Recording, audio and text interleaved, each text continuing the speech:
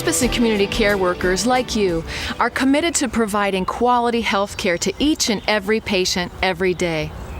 These patients depend on you for so much, from their most basic needs to the companionship you offer them. But you're also their protector. Sometimes you're the only one who cares for them.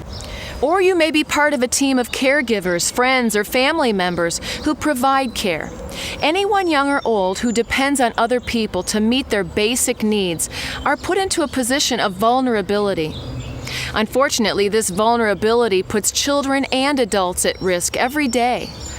According to the National Center for Elder Abuse, almost 2 million Americans aged 65 or older have been injured, exploited, or otherwise mistreated by someone who they depended on for care or protection.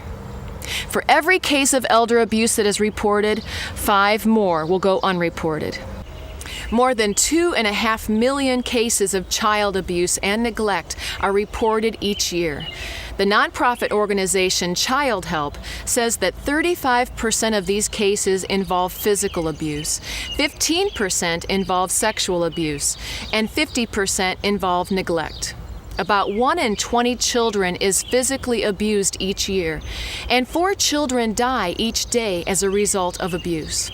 3 out of 4 of these victims are under the age of 4. These statistics are shocking, but they help us recognize the hidden epidemic of abuse in this country. Abuse occurs at every socioeconomic level, across ethnic and cultural lines, within all religions, and at all levels of education. In your role as a caregiver, you are in a unique position to recognize the signs of abuse, to document them, and to report them immediately. Because you are in such a position, you need to know the different types of abuse, how to recognize the warning signs, and the policies and procedures to follow when you discover abuse. You will also learn about the standard and practices used by your organization to prevent abuse within its workplace. This presentation is just one part of your organization's training on recognizing and reporting abuse. Upon completion of your training, you'll be asked to sign a document stating that you understand your organization's policies and reporting procedures and that you will adhere to all these requirements. This is how much of a priority we as an organization place on abuse prevention.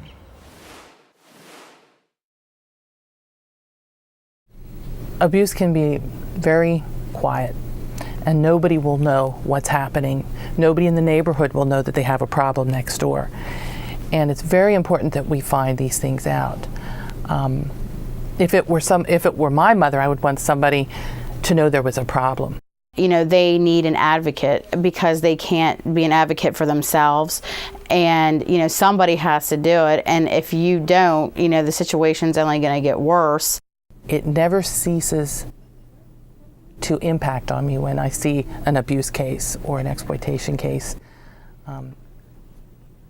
It sounds crazy to say it hurts you as much as it does them, but we do suffer through these cases with people.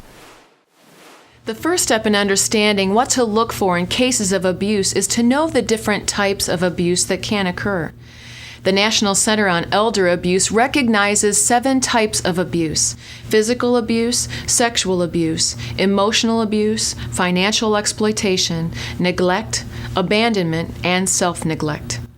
You may recognize multiple types of abuse in a single situation. As in any case, you must always document and report any abuse you find. Physical abuse is defined as physical force that may result in bodily injury, physical pain, or impairment. Signs of physical abuse can include injuries such as bruises, burns, and broken bones. In many cases, emotional or psychological conditions such as anxiety or depression may also develop as a result of repeated physical abuse. When someone is being physically abused, the frequent occurrence of bruising is the most common sign. When assessing a patient or providing routine care, you should be alert to such signs. Bruising occurring on the face, head, back, arms, genital area, thighs, or buttocks should be considered suspicious in both adults and children. If bruises are identified, it is important to document the size, shape, color, and location of the bruise in the patient record. The shape may be important if abuse is suspected, since it could help to identify how the bruise occurred, such as by a fist or a belt. Abuse involving objects may indicate an escalation of violence. Burns may also be a sign of physical abuse or neglect. Burns can be caused by chemicals, cigarettes, heat sources, or water. Any sign of injury that is identified during a physical assessment or the normal delivery of care should result in the completion of an incident report. This will help to identify injuries that were present upon assessment and not the result of care that you provided. You know, we had a patient who was being physically abused by their daughter, and the stories just didn't coincide. I wasn't working on that case, but I know that it just was a red flag for the social worker. She had many bruises on her. Elderly people, patients bruise very easily, so we're looking for bruises that would not be in the typical areas, and then document that and then talk to the family. And we're looking at the patient will not only have bruises, but they're not talking as much, they're more withdrawn, or they're clinging to us because they're scared. You just have to be very perceptive and look at the whole situation. When you're in a situation, you look for not only the physical outward signs, I mean bruising, of course, broken bones, things like that are very clear evidence. You also are looking for people that they're looking fearful, or they're not looking at the person that is their caregiver, or they shy away from them when they try to touch them. Sometimes just what they say, their emotional behavior. Sometimes people get really scared and they cry or they laugh inappropriately. So you're always looking to see what's going on. Sexual abuse is any inappropriate sexual contact of a criminal nature or interaction for gratification of the caregiver who is responsible for the individual's care. This includes sexual molestation, sexual assault, sexual exploitation, or sexual injury. This dehumanizing form of abuse steals the self-respect of those being abused. With this kind of abuse, it's difficult for the abused to tell anyone due to shame and guilt. Many children don't know any better, and adults do not want to talk about it. There are usually both physical and emotional or behavioral signs when someone is being sexually abused. Physical evidence might include pain or itching in the genital area, bruising or bleeding of the external genitalia, torn or stained underwear, and difficulty walking. Behavioral signs of sexual abuse include a reluctance to be left alone with a particular person, fear of touch, or apprehension when sex is brought up. Any one of these behaviors alone may not lead you to recognize that a person is being sexually abused, which makes it even more important to be observant of both physical injuries and emotional changes. Sexual abuse is often perpetrated by someone who is known to the abused individual. Unfortunately, sometimes it is the healthcare provider themselves who commits the abuse. Community-based programs such as home care, daycare, and bereavement programs often serve vulnerable populations. Care within the home or in a more private setting allows access and creates potential for an abuse situation to occur. As healthcare providers, we must also be alert to this possibility. With elderly abuse, it's different. They're more, I think they react differently, whereas they kind of go into a shell and they really don't say much of anything. And they just kind of keep it to themselves, and they really have a huge fear of telling anybody because they're so helpless, especially if they're bedbound and things like that, they fear if they report it, it's only going to get worse. Emotional abuse can be difficult to detect and document. It is defined as infliction of anguish, pain, or distress through verbal or nonverbal acts. This is something that systematically wears away the victim's self-confidence, sense of worth, trust in their own perceptions, and self-concept. Emotional abuse usually accompanies the other types of abuse. At the core of emotional abuse is control. Any type of abuse that is not physical in nature can be considered emotional abuse, which can include verbal abuse and constant criticisms, as well as more subtle cruelties such as repeated disapproval or even the refusal to ever be pleased. This kind of abuse slowly eats away at the person's self-esteem until they are incapable of judging situations realistically. Belittling, threats, and other uses of power and control, often by family members, are indicators of verbal or emotional abuse. Common signs of emotional abuse include depression, unexplained withdrawal from normal activities, or a sudden change in alertness. What I look for is that the family is using the money that is the patient's money for the patient's care. And so when we do an assessment and we know that the patient has savings and they have a Social Security check coming in, but then the family tells me that they can't pay for private duty to help with the patient's care in the home, then we look into, where the money's going to.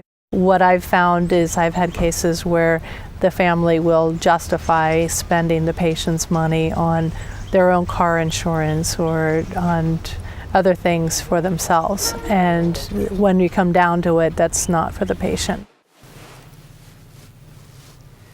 Financial or material exploitation usually occurs with the elderly population. Some of the more common ways this happens is through theft, fraud, or embezzlement, as well as fraudulent use of power of attorney, loans obtained under pressure or threats, forced sale of belongings, using the victim's ATM cards, or check cashing by an authorized person for their own personal needs. Any one of these actions may be part of financial exploitation. This kind of abuse can be very hard to observe. The elderly person may not even know that they are slowly losing money and the control of their finances. Signs of financial exploitation can be difficult to detect because many family members do mean well when they take over the responsibilities for their loved one.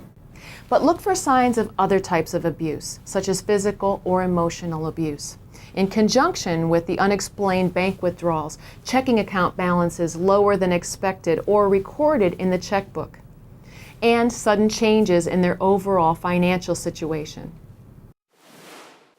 Several years ago, I had a patient who was an end-stage Alzheimer's patient. She was being cared for by her husband at home, and she was going through the periods of dysphagia where she was having trouble swallowing, and he was in denial. He didn't want to recognize that, and when we told him, not to feed her, he continued to feed her even though she was coughing and having problems swallowing.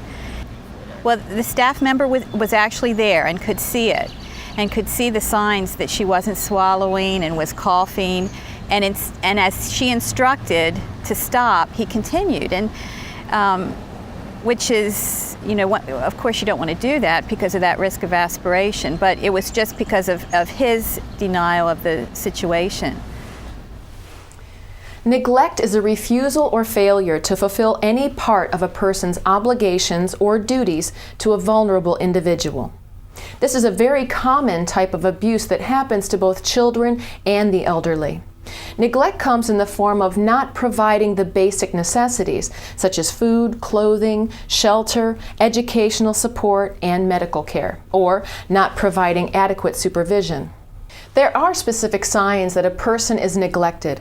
Dirty hair and skin and body odor show that an individual is not being bathed.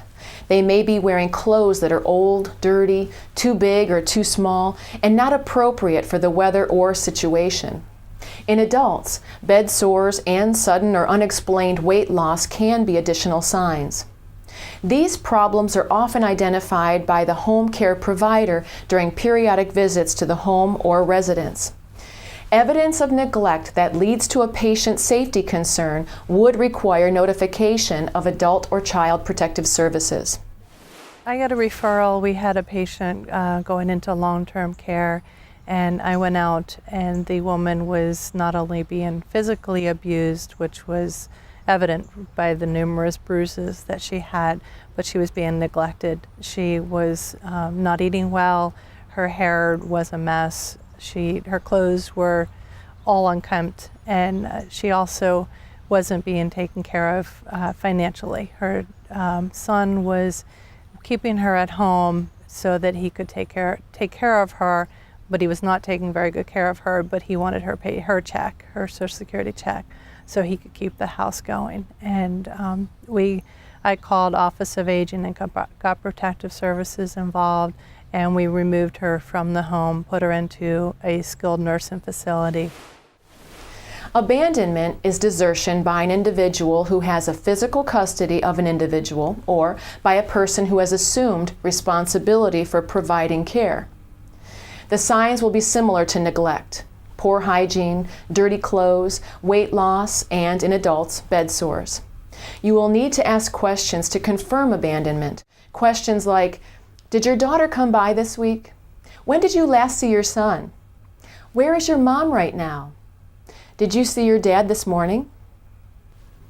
You may not have heard of self-neglect, and it may seem strange that someone else's behavior can cause an individual to neglect themselves, but it is common. Self-neglect can result from other types of abuse, such as a sexually abused child who stops bathing or eating or begins to